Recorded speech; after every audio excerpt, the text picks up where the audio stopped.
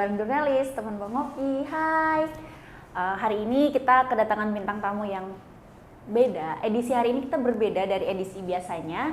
Hari ini kita akan belajar berbicara mengenai parenting secara Islami, hubungan suami istri yang syariah itu seperti apa sih teman-teman? Soalnya teman-teman banyak banget yang nanyain ke media sosial Satu Nusantara News. Nah, hari ini kita kedatangan narasumber, Ustadz Eko. Kita bakal ngobrol lebih dalam tentang apa sih pertanyaan-pertanyaan teman-teman ini yang bakal kita jawab di sini.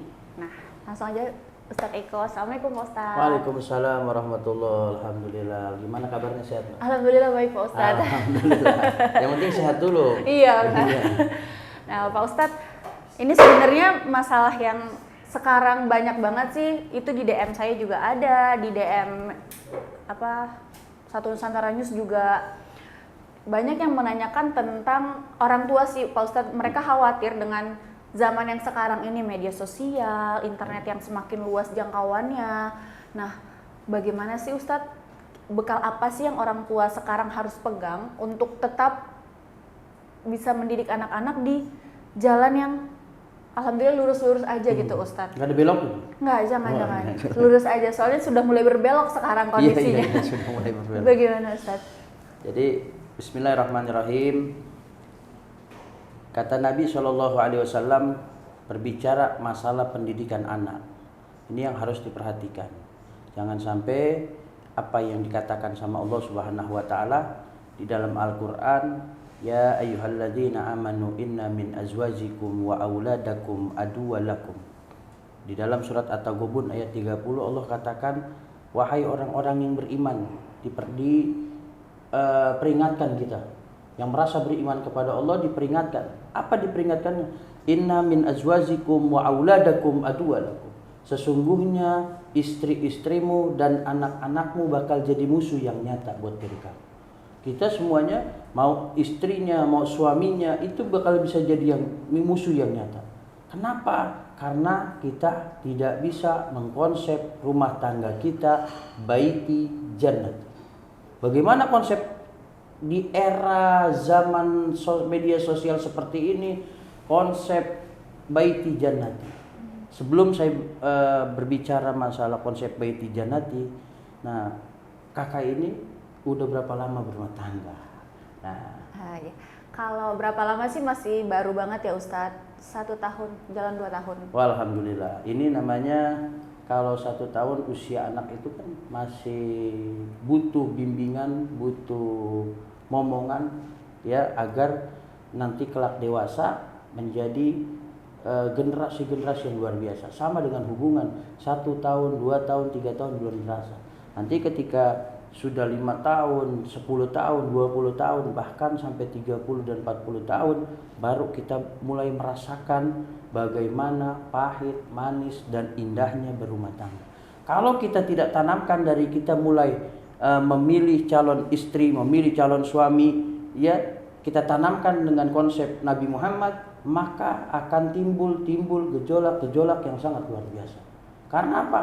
Dari nanamnya saja kita sudah tidak memilih bibit.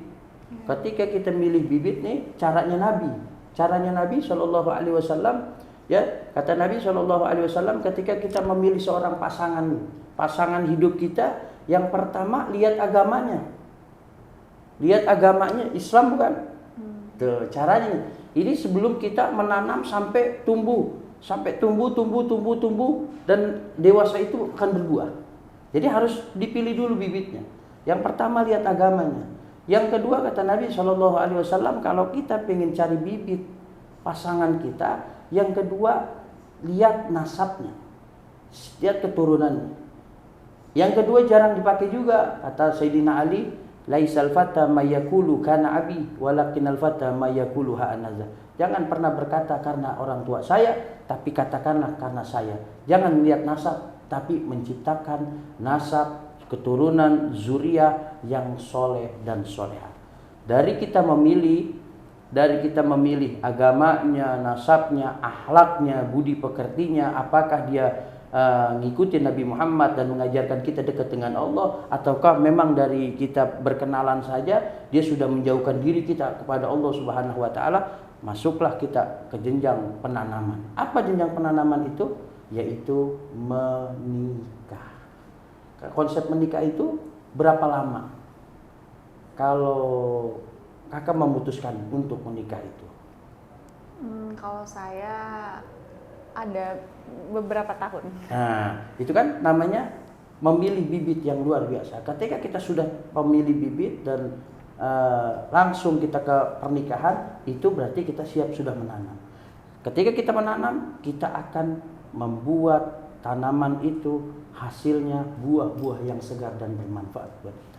Bagaimana cara membina rumah tangga yang baik? Yang pertama, cari bibitnya. Yang kedua, kata Nabi SAW, di era zaman sekarang ini, kalau kita pengen dapat anak yang soleh dan soleha, dan kita pengen jadikan anak yang soleh dan soleha anak-anak kita di zaman-zaman akhir zaman ini, zaman yang sangat luar biasa, Nabi SAW berpesan, adibu auladakum ala salasin khisal.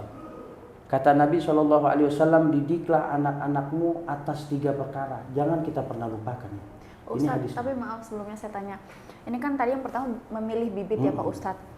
Memilih bibit dari awal sudah benar, yang soleh ya, yang agamanya bagus. Tapi kalau misalnya dari teman-teman sekalian yang sudah memilih, tapi yang mereka dapat bibitnya belum terlalu bagus nih Pak Ustadz, apa yang harus mereka lakukan ketika sudah memilih, tapi tidak sesuai dengan yang diajarkan Rasulullah gitu. Jadi baru dapat ilmunya setelah menikah gitu Pak Ustadz. Apa yang harus mereka lakukan? Jadi ketika kita mendapatkan bibit yang belum sesuai dengan yang kita harapkan, atau belum sesuai dengan apa yang sudah kita idam-idamkan seperti Nabi kita Muhammad SAW, karena manusia yang paling sempurna cuma Nabi Muhammad. Yang lain dia manusia tempat salah dan dosa gitu. Dan bagaimana caranya untuk ketika kita sudah ada bibit tapi belum bibit yang unggul, belum bibit yang bagus, bagaimana caranya? Tanemin. Ketika kita sudah pilih memang adanya itu dari cara penanaman kita. Ketika kita sudah tanam, selesai ijab dan qabul, siramnya harus rajin, pupuknya harus rajin gitu. Jadi nanamnya, rawatnya, pupuknya, siramnya harus rajin dan rutin. Maksudnya apa? Ibadahnya jangan ditinggal. Rajin-rajin, makanya suami istri rajin-rajin ikut kajian, dengerin tausiah dari ustadz, dari kiai, dari apapun, dari ulama-ulama lainnya. Ajak pasangan kita untuk mengaji, jangan henti-hentinya untuk mengaji. Nah, ada masalah baru lagi nih Pak Ustadz. Sudah memilih bibit, tidak sesuai. Ada saran Pak Ustadz, rajinlah mengaji kajian. Cuman ternyata yang datang dari satu sisi doang nih Pak Ustadz. Sedangkan kan kita menjalani rumah tangga itu kita berdua nih Pak Ustadz. Tapi ternyata yang mengikuti sunnah-sunnah yang sudah tergerak hatinya masih salah satu di antara kita. Itu bagaimana Pak Ustadz? Dan di posisi saya seperti ini kan saya cewek nih Pak Ustadz. Tidak mungkin dong kita terlalu menggurui suami, sedangkan hati juga bukan kita yang megang ya Pak Ustadz. Gimana caranya Pak? Itu yang dikonsep sama Nabi. Nabi bukan hanya memberikan contoh, tapi Nabi bisa menjadi contoh. Kita jangan cuma mengajak, ayo papa, ayah, abi, kita haji, sholat, tapi kita memberikan contoh. Memberikan contoh yang memberikan contoh, dan kita jadi contoh. Bukan hanya memberikan contoh, tapi kita jadi contoh. Perlahan ketika pasangan kita nggak mau ibadah, yang penting tugas kita ngingetin. Batu aja disiram sama air setetes, lama-lama hancur. Ya, begitu juga hati manusia yang Allah yang membolak-balikan hati tersebut. Mintalah terus kepada Allah, terus ibadah, terus kasih contoh yang baik-baik. Pasangan kita nggak mau ibadah, kita servis dengan baik. Kita bagaimana cara, walaupun dia kasar kepada kita, dia kesel sama kita dalam keadaan emosi, kita dengan lemah lembut. Nabi berdakwah di keluarga, sama istri-istrinya, sama anak dan cucunya, sama umat-umat dan sahabatnya dengan kelembutan. itu dengan kelembutan pelan-pelan. Ya kalau suami nggak mau ibadah, kita rayu dengan pelan-pelan. Biasanya kalau seorang suami kayak saya nih, itu kalau sudah dirayu, langit ada di atas kepala saya, Mbak. Jadi deket banget gitu, langit ada di kepala Teman saya. ngopi harus catat ya. Iya. Harus dirayu teman ngopi. Harus dirayu, jangan cuma ngajak terus kita memaksa. Kalau dipaksa kan sesuatu yang nggak enak. Iya. Ya, kalau kita dipaksa kita nggak enak, apalagi kita memaksa, kan seperti itu. Pelan-pelan ngajaknya dirayu, insya Allah pasti kalau istri dirayu. Karena sahabat ngopi, kelemahan istri ada di telinga. Kalau memang istri nggak mau ibadah, bilangin pelan-pelan, pegang tangannya, bisikin telinganya, sudah ditransfer mama. Ayo kita ibadah. Itu pasti seorang istri, ya. Itu seorang istri pasti. Ya. Aduh, saya jadi malu. Kelemahannya ada di telinga, Mbak. Oh, iya. Jadi seperti itu. Berarti memilih bibit yang benar teman ngopi. Kalau memang dari teman ngopi sendiri belum dapat bibit yang bagus, kita berikan contoh ya Pak Ustadz ya, berikan contoh, berdoa sama Allah juga ya. Berdoa karena sama Allah. yang memegang hati bukan kita ya Pak Ustadz ya, betul. Allah Subhanahu Wa Taala. Nah, terus langsung balik lagi tadi sudah memilih, waktunya kita menanam. Nah, lanjutin Pak Ustadz, kalau menanam tadi bagaimana? Nah, nanam yang tadi saya katakan, yang tadi hadis terpotong, adibu auladakum ala salasin khisalin. Didiklah anak-anakmu dan keluargamu atas 3 perkara. Yang pertama, hubbi nabiikum. Cintai nabinya. Nih kembali lagi nih, kalau kita pengen konsep baiti jannati, rumahku adalah surgaku, contoh Nabi Muhammad. Bagaimana contoh Nabi Muhammad SAW kepada istrinya yang luar biasa, tidak pernah marah sedikit pun, karena istrinya nggak pernah nyebelin. Beda dengan istri-istri sahabat ngopi semua. Gitu. Jadi suka nyambelin bukan nyebelin. Ya. Jadi ini ketawanya gembira dari banget. hati banget. Oh, dari hati banget. Menggambarkan. Iya. Jadi Lanjut, Ustaz. konsep rumah tangga itu kata Nabi SAW harus saling mengerti. Terus cintai Nabi, ngikutin Nabi, kata Nabi harus saling mengerti satu sama lain. Karena bertemunya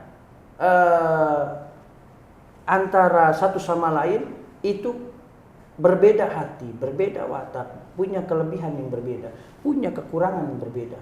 Kekurangan dia adanya di kelebihan kita. Kelebihan kita pasti bisa masuk kekurangan dia. Namanya saling melengkapi. Nggak bisa kita cari pasangan yang sempurna. Saya mau cari pasangan yang sempurna kayak Nabi Muhammad, nggak ada di zaman sekarang. Nggak ada. 1001, 2001 juga nggak ada. Apalagi 2021 sekarang. Nggak ada. Udah nggak ada. Bagaimana? Jangan mencari pasangan yang sempurna. Yang tadi kembali lagi ke pertanyaan, bagaimana kita mendapatkan bibit-bibit yang nggak sempurna. Tapi jadikan bibit yang nggak sempurna itu menjadi tanaman yang sempurna tumbuh. Kenapa? Karena ketika sudah ditanam dengan akdu nikah, saya terima nikahnya dan kawinnya si Anu binti Anu dengan mas kawin yang tersebut dibayar tunai, itu kita sudah menanam. Sah, mulailah kita merawat, menyiram, memupuk dengan pupukan-pupukan kejujuran, kesetiaan, saling pengertian. Itu enak. Saling pengertiannya apa? Nabi SAW mengerjakan pekerjaan rumah tangga. Nabi sesibuk-sibuknya Nabi dakwah, sesibuk-sibuknya Nabi berperang kepada kafir Quraisy, ketika di rumah tangganya Nabi SAW konsepnya tidak pernah mengeluh kepada seorang istri. Itu. Kalau kita pulang kerja capek, banyak bersyukur apa banyak mengeluh? Banyak mengeluh. Oh, banyak mengeluh ya? Iya. Kalau saya sih enggak salah lagi. Jadi sama. Jadi kita konsepnya itu adalah banyak mengeluh. Iya, Pak. Nah, Nabi mencontohkan saling pengertian. Secapek apapun ketika berada di dalam rumah, jadikan rumah itu surga. Ketika pangeran pengen ada di dalam surga, ditemenin sama bidadari-bidadari, kita pengen ditemenin sama bidadari yang lemah lembut, cantik, luar biasa. Jadikan rumah itu surga. Bagaimana? Tanamkan kesetiaan, tanamkan kejujuran, tanamkan saling pengertian. Yang paling susah adalah saling pengertian. Kalau sudah sama-sama saling mengerti, timbullah kejujuran yang timbul dari dalam hati. Jadi seperti itu. Oke. Banyak banget ya berarti PR-nya Pak Ustadz ya. Waduh.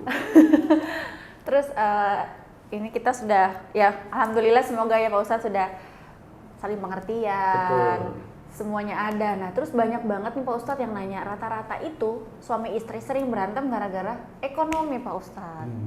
Ada yang kadang udah dikasih segini sama suaminya tapi masih ngeluh, masih merasa kurang cukup. Tapi ada juga kita sebagai istri merasa ya itu sudah cukup, tapi belum cukup nih Pak Ustadz. Suami merasa sudah cukup, sudah memberikan semuanya, tapi kan yang ngelola kan biasanya kita nih perempuan. Betul. Masih merasa kurang cukup Pak Ustadz. Nah, bagaimana Pak Ustadz solusinya biar kita selalu mukanya tersenyum walaupun dikasih berapa aja nih sama suami? Gimana Itu, Pak Ustadz? kalau- Susah banget itu Pak Ustadz.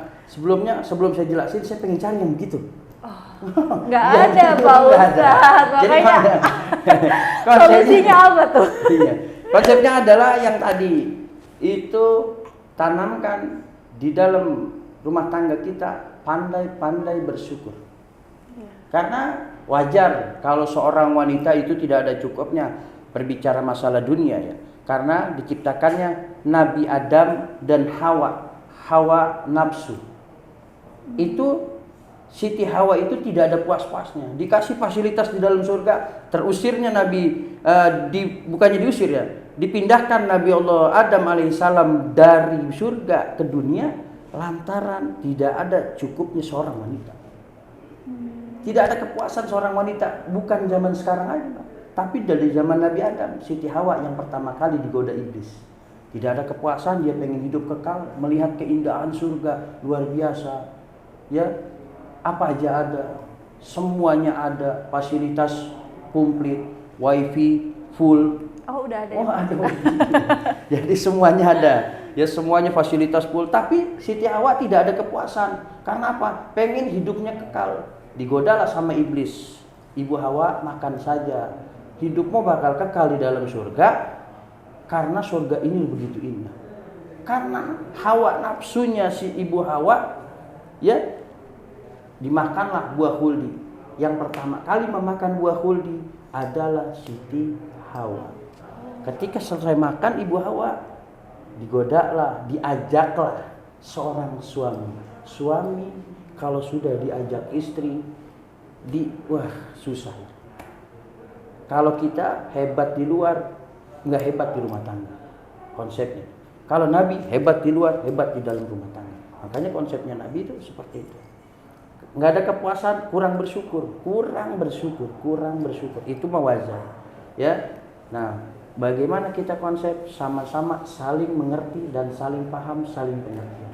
Oh iya, suami saya penghasilannya sekian, saya dikasih sekian, saya punya penghasilan sendiri. Kita bersyukur. Itu konsep bersyukur itu bakal la azidannakum, ditambahkan sama Allah Subhanahu wa taala. Tapi kalau nggak ada bersyukur, hancur. Ekonomi, lantaran ekonomi, rumah tangga hancur, itu bakal dipertanggungjawabkan oleh Allah Subhanahu wa taala yang berat. Kenapa? Karena orang tersebut tidak bersyukur kepada Allah Subhanahu wa taala. Jadi, konsepnya bagaimana sih kalau menangani perihal ekonomi? Banyak bersyukur kepada Allah Subhanahu wa taala. Syukur berarti kuncinya ya Pak. Syukur. Banyak juga nih teman ngopi di luar sana Pak Ustadz, itu masalahnya adalah mereka itu suami-suami ini kadang Pak Ustadz sudah bekerja di rumah, tapi mereka lupa untuk menjalankan tugas mereka sebagai kepala rumah tangga. Jadi hanya mencari nafkah tapi kurang memberikan kasih sayang kepada anaknya Pak Ustadz. Nah, fenomena seperti itu bagaimana nih Pak Ustadz, menurut Pak Ustadz? Itu konsep-konsep yang memang jauh daripada ajaran Nabi SAW. Yang tadi saya katakan, Nabi secapek apapun, selelah apapun, tetap memikirkan tugas kewajibannya sebagai kepala rumah tangga. Jadi ketika di rumah, Nabi SAW tidak pernah membuat kesel hati istri. Nabi SAW mengerjakan pekerjaan rumah tangganya tanpa disuruh oleh istri. Nabi manusia yang agung, manusia yang mulia, masih mau membantu pekerjaan rumah tangga.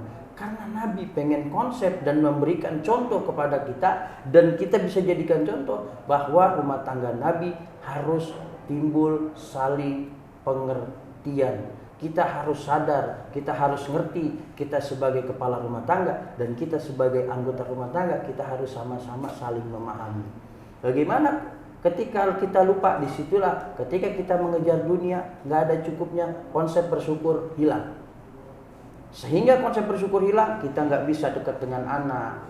Dari Senin sampai Sabtu, bahkan Minggu kita kerja, berkumpul dengan anak istri kapan? Nabi ketika ada lagunya kan? Nabi dengan siapa? Istrinya Nabi? Aisyah. Nah, gitu kan cuma. coba bagaimana suaranya? Enggak, saya takut merusak kuping teman-teman sekalian. Jadi Aisyah, bagaimana konsepnya dengan Aisyah? Nabi selalu bermanja-manja. Bagaimana dengan cucunya Hasan Hussein? Bagaimana Nabi konsepnya dengan anak-anaknya? Bagaimana Nabi dengan Siti Fatimah Zahra? Bagaimana Nabi selalu menerima curhatan-curhatan Siti Fatimah Zahra. Itu konsep-konsep yang sangat luar biasa di dalam rumah tangga. Sibuknya Nabi mikirin umat, sibuknya Nabi mikirin dakwah, sibuknya Nabi mikirin agama. Dakwah pada saat itu luar biasa, dan Nabi biasa di luar. Itu luar biasa dan Nabi biasa di luar, tapi tidak melupakan yang di dalam. Makanya romantis. Dalam satu riwayat, istri-istrinya Nabi semuanya romantis, tidak ada yang disakitin Nabi. Kenapa? Nabi hebat di luar, Nabi lebih hebat di dalam rumah tangga. Nah, Pak Ustadz, terakhir nih, di zaman sekarang juga ada fenomena lain nih Pak Ustadz. Jadi banyak pemikiran-pemikiran yang merasa kayaknya berumah tangga itu ribet, susah dijalani. Di antara siap dan gak siap, mereka juga bingung nih. Dan banyak yang memilih akhirnya sekarang untuk tidak menikah. Bahkan selain tidak ingin menikah, mereka juga tidak ingin punya anak, Pak Ustadz. Nah, itu bagaimana tuh Pak Ustadz? Karena banyak banget pemikiran yang membuat seolah-olah menikah, mempunyai anak itu adalah hal yang berat banget, Pak Ustadz. Gitu, Pak Ustadz. Gimana? Itulah konsep-konsep orang-orang yang pertama, kembali lagi sejalur dengan cerita kita, orang-orang yang nggak pandai bersyukur. Terus orang-orang yang nggak pandai tafakur. Orang-orang yang kagak mau mendekatkan diri kepada Allah dan tidak mau mencontoh Nabi Muhammad, yang mengatakan punya anak ribet, yang mengatakan punya anak capek, lelah, belum ketika lagi hamil luar biasa. Kan seperti itu, lagi hamil luar biasa. Istri saya hamil, jam 1 malam suruh metik pohon mangga. Itu kan luar biasa perjuangan seorang suami, itu perjuangan luar biasa. Nah, istri sakitnya luar biasa ketika melahirkan. Nah, ini perjuangan ini bakal dibalas oleh Allah Subhanahu wa taala. Harusnya berpikir seperti itu. Kita bersyukur sama Allah Subhanahu wa taala karena kita sudah diciptakan berpasang-pasangan, dan Allah Subhanahu wa taala sudah tetapkan jodoh-jodoh dan anak-anak tersebut menjadi amanah dan menjadi penolong buat kita. Jangan kita berpikir, wah, rumah tangga susah, ntar nyari suami kalau saya disakitin lagi seperti apa. Kalau seperti itu terus, orang yang berpikir mengebelakangkan Allah. Orang yang mengatakan nanti kalau saya nikah lagi, atau nanti kalau saya nikah, saya disakitin sama suami saya begini, itu tidak mengaplikasikan, walaupun dia rajin sholat tapi dia tidak mau berumah tangga, tidak mengaplikasikan janjinya dia kepada Allah. Apa? Inna sholati wa nusuki wa mahyaya wa mamati lillahi rabbil alamin. Semuanya serahin sama Allah. Konsep hidup sudah Allah yang atur. Dan bagaimana menghadapi orang-orang tersebut?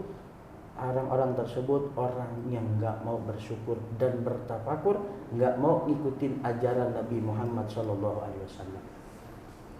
Oke, teman ngopi, kayaknya udah panjang lebar banget. Nah, buat teman-teman yang sudah kirim DM, sudah terjawab semua pertanyaannya. Nanti di pertemuan selanjutnya, kalau masih ada pertanyaan-pertanyaan yang belum kita jawab di sini, bisa kirim lagi, nanti kita jawab di pertemuan berikutnya. Terima kasih teman ngopi. Dah. Assalamualaikum warahmatullahi wabarakatuh.